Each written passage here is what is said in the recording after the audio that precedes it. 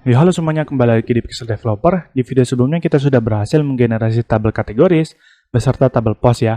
Kalau kita lihat di tabel post juga sudah kita buat yang namanya foreign key untuk user ID dan kategori ID.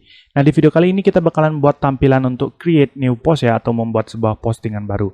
Nah, kalau kita buka di localhost kita di sini, nah maka saya kalau klik login dan saya masukkan credential yang sudah saya registerkan kemarin. Kalau kalian belum register, tinggal register saja di sini ya. Nah, kalau kita klik login, dia bakalan nge-redirect ke halaman dashboard ya. Nah, mungkin kalian bertanya, dari mana halaman ini ditampilkan atau di-render ya? Kalau kita buka VS Code kita, kemudian kita pergi ke resources, atau saya buka roots dulu ya, biar kalian mengerti. Roots, web.php, kita kembali lagi di browser, ini adalah home ya, kalau kalian lihat. Jadi kalau kita lihat di sini, di mana sih root yang home itu? Ya, di sinilah. Home, maka dia bakalan pergi ke home controller add index. Kita kopikan saja ke home controller, kemudian kita cari di sini. Ini adalah home controller dan method indexnya ya. Jadi dia bakalan nge-return view home ya. Kalau kita cek di roots, di resources, kita pergi lagi ke resources, views, dan ini adalah home. Inilah sebenarnya yang ditampilkan di sini, atau yang di-render itu inilah tampilannya. Tetapi yang pertama kita ingin mengubah tampilan adalah tampilan yang di sebelah sini ya. Karena apa ya? Langsung saja saya jelaskan di sana. Oke, pertama kita pergi ke extend layout app ini karena disitulah letak navbarnya sendiri. Jadi kita pergi ke app.blade.php, kemudian saya close saja untuk yang home. Di sini ada tampilan misalnya seperti out username.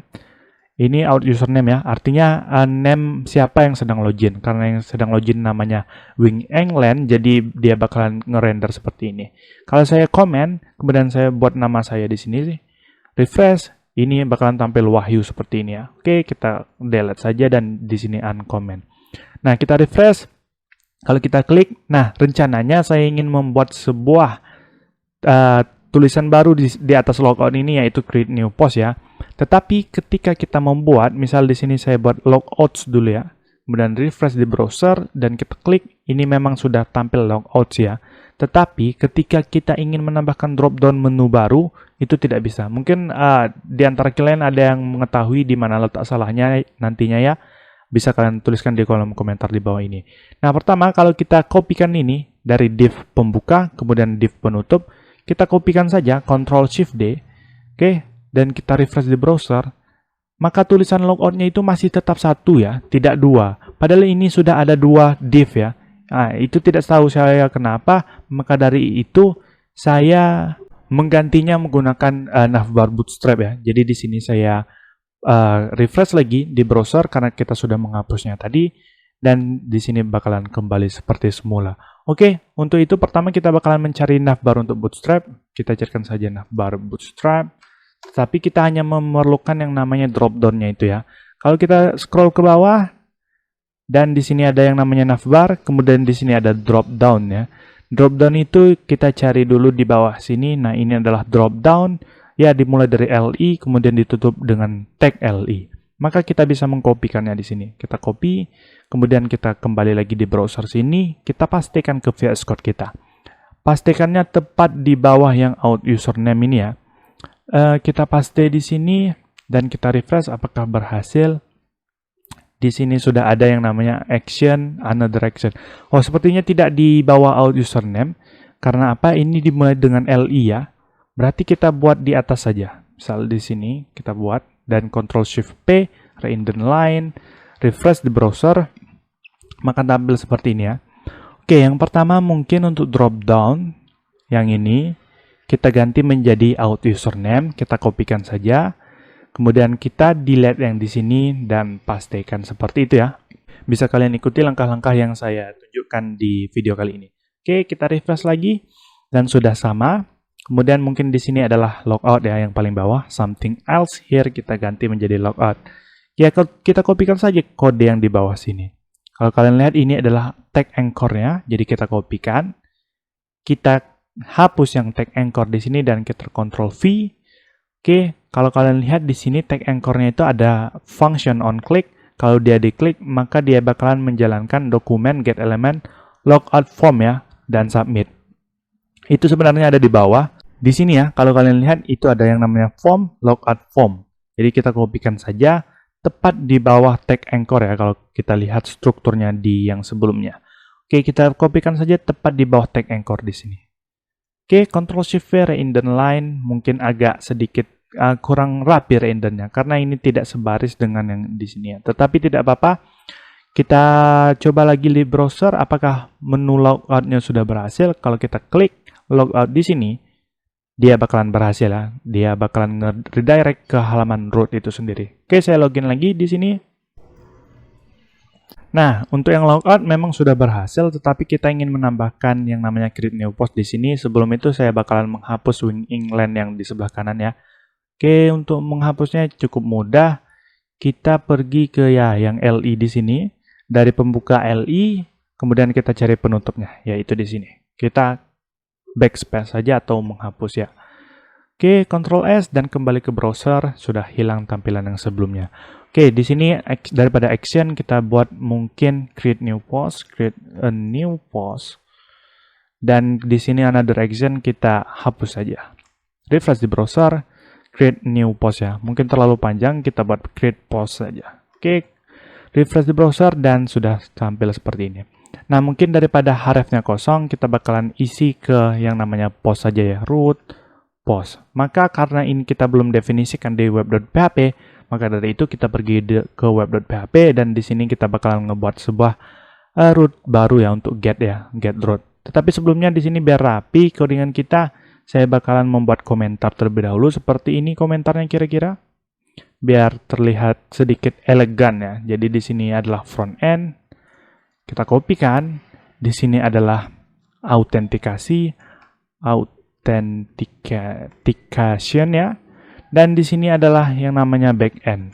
Back end itu yang mesti login dulu, sedangkan yang front end tidak mesti login untuk mengaksesnya ya. Oke, di sini saya bakalan Ctrl Shift D saja.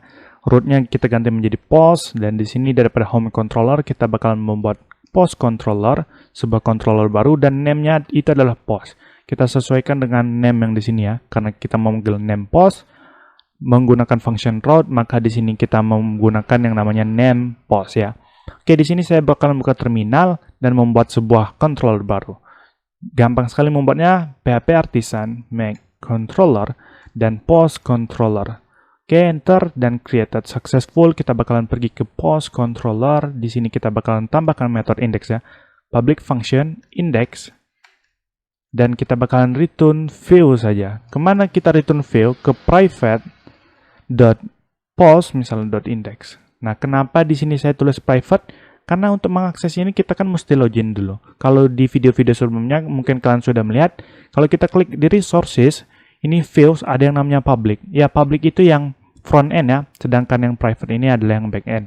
Oke, kita buat sebuah folder baru, atau kalian langsung bisa buat file juga bisa, seperti ini, private, kemudian slash post slash index dot blade.php. Enter, maka dia bakalan buat folder private post dan di dalamnya ada file index.blade.php. Oke, yang pertama mungkin kita bakalan extend dulu untuk layouts.app. Karena memang ya kalau kita pergi ke layouts app itu adalah untuk layout untuk backend itu sendiri. Kita refresh lagi di browser dan kita bakalan ngecek apakah ini sudah berhasil. Kita pergi ke root post. Enter. Sudah berhasil ya ini sebenarnya. Kalau kalian buat di sini section, content, dan di sini H1, hello world. Refresh di browser, ini sudah tampil ya. Untuk kalian yang belum tahu section ini sebenarnya kalau kita pergi ke layouts app, di sini ada yang namanya section atau yield section. Yield content, maaf ya, bukan section content melainkan yield content. Ini adalah kosongannya dan di sini kita mengisinya. Untuk section content kita panggil hello world. Oke. Nah, mungkin di sini baru kita mulai untuk slicing tampilan untuk membuat sebuah post ya. Oke, pertama saya bakalan buat container dan saya bakalan buat card, kemudian card header, dan di sini mungkin bakalan ada yang namanya card body ya. Enter card header, mungkin create a new post. Card body mungkin kita bakalan membuat input form group ya. Jadi form group. Di sini kita buat yang pertama itu pastinya label ya. Label for misalnya title.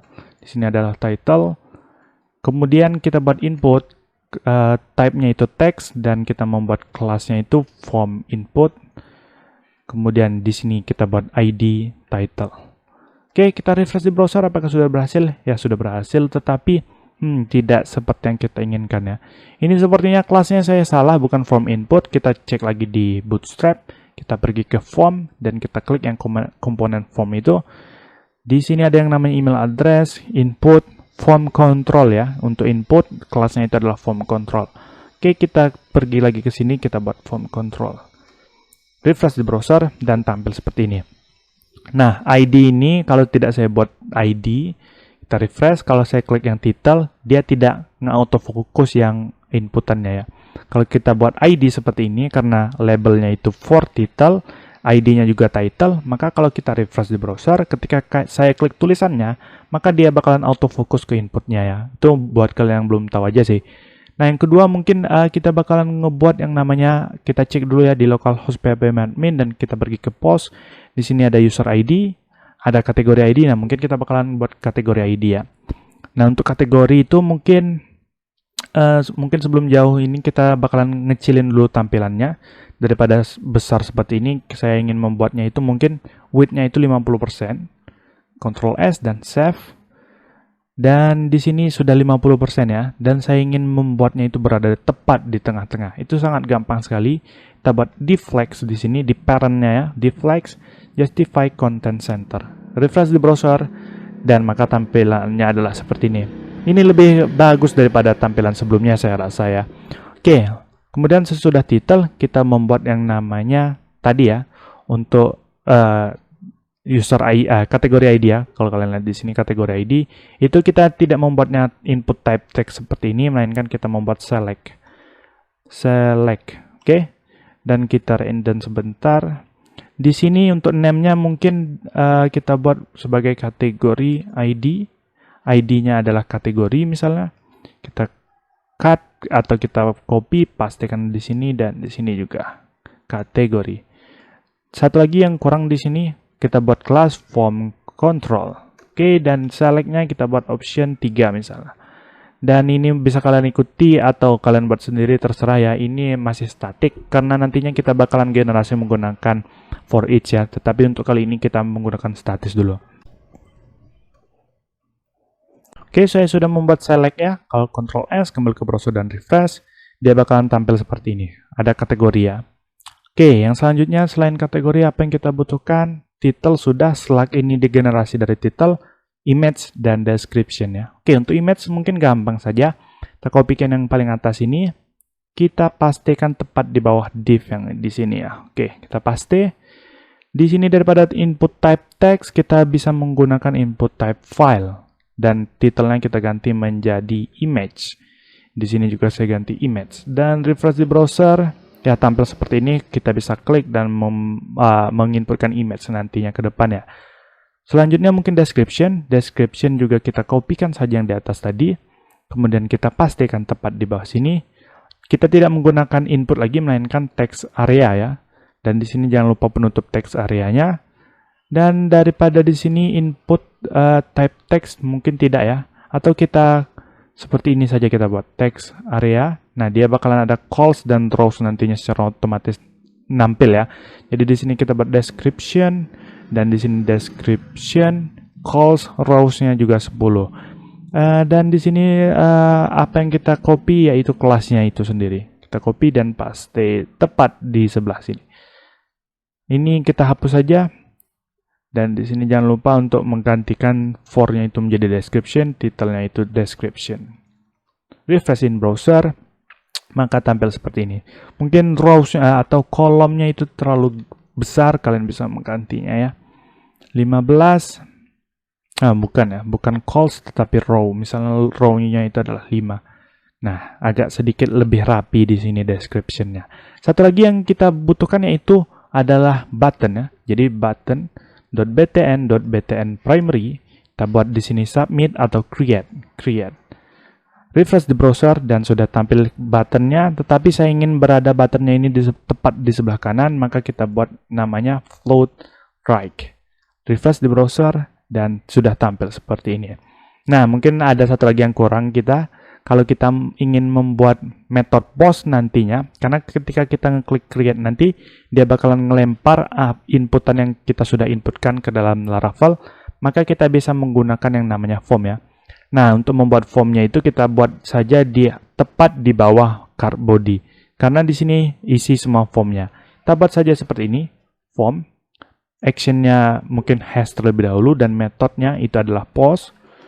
Dan di sini kita masukkan yang di bawah ini ya. Kita cut dan kita masukin di sini. Oke. Di sini daripada button biasa kita buat type-nya atau tipenya itu yaitu submit. Jadi ketika kita submit nanti dia bakalan pergi ke action-nya ini ya dengan menggunakan metode post. Refresh di browser, ya tampilannya sama saja. Nah, mungkin itu dulu di video kali ini. Sampai jumpa di video selanjutnya.